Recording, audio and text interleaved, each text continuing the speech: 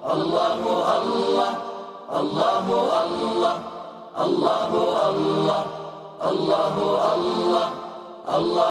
An-Nu'man ibn Bashir деген sahaba айтат: мен кичинекей маалымда bir günü atam дейт meni қолынан қармап тұрып, жетелеп тұрып, Hazreti Пайғамбарға алып бар дейді. Hazreti Пайғамбарға айтты: "Я Расулаллах, сен күбө болгонуң, я Расулаллах."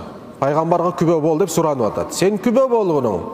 Бұл Нуман балама мен мынчалық байлығымды ажыратып бердім" деп айтты дейді.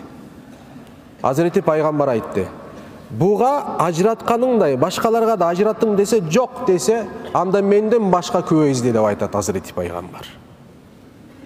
Сен дейт, өзүңө адилеттүү мамиле каалайсыңбы десе, ооба каалайм деп айтат дагы, анда балдарыңа да ошондой адилеттүү мамиле кыл деп айтат.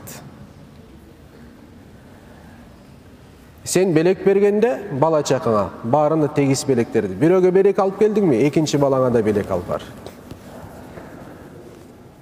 Bir günü Hazreti Peygamber aleyhissalatu vesselam bir sahabаны көрөт дагы, bir сахаба bir баласын тизесине отургузат дагы. Evet, ikinci balası жерде турат. Hazreti Peygamber aytты: "Adilеттүү мамиле кыл" dedi. Бирөөнү тизеңе көтүрдүңбү, экинчисине тизеңе отургузуш керексиң. Бирөөнү өптүңбү, экинчисине өбүш керексиң. Бирөөнү башынан сыладыңбы, экинчисин сылайсың. Сен аталык, энелик милдетиң ошол. Болбосо, ошондой кылбасаң ким болосуң? Туганым. Ошондой кылбасаң ким болосуң шариаттын көзүндө? Залым болосуң. Андай кылбасаң зулумдук кылган болосуң балдарыңа. Аллах субхана ва тааля Куранда: "Инна Аллаха ла юхиббу залимин." Аллах таала зулумдук кылгандарды жактырбайт. Бала чакаңа кандай зулумдук кыласың? Бала чакаңа ар түрдүү зулумдук кылышың мүмкүн. Зулумдуктардын бирөөсү, кичинекей маалында сен аны меримин төгөсүң, толук төккөн болсоң жакшы. Мериминде дагы бала чакаңа сараңдык кылган болсоң, зулумдук кылган болосуң. Чоңойгондон кийин аны баягы кичинекей балаң сыяктуу кабыл алып туруп, ошондой мамиле кылып атсаң, зулумдук кылган болосуң. Ооба. Ал чоң киши болгондон кийин аны менен сен башка чоочун кишилерди кандай урматтап сыйласаң, бала чакаңды ошондой урматтап сыйлайсың. Болбосо зулумдук кыласың дейт. Алла Таала адам баласы бул дүйнөдө адилеттүү болуусу үчүн жаратты. Алла Таала эмне дейт?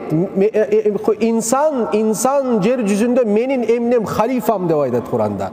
Адам атабызды халифа деп атаган. Давуд алейхиссалам түзмө сен менин халифам деген. Адам баласы бул дүйнөдө халифа болуп эсептелет.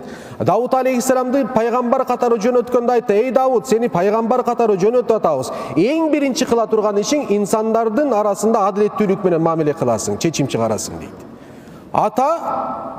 Ата үй бүлөдө адилеттүү болуусу зарыл. Бүт жагынан. Сүйлөгөн сөзүндө, кылган мамилесинде, бүт жактан адилеттүүлүктү кармаш керек. Коркуш керек залым болуп калуудан. Ооба. Качан сенин үстүңө аталык жүктөлгөн милдетти 99 аткарып жатам, 9,1% кылбай жатам десең дагы сен күнөөкөр болосуң. Толук кандуу аткарууң зарыл. Ооба. Күчүң жеткен чакка чейин. Күчүң. Сенден ашыкчасын Алла Таала талап кылбайт.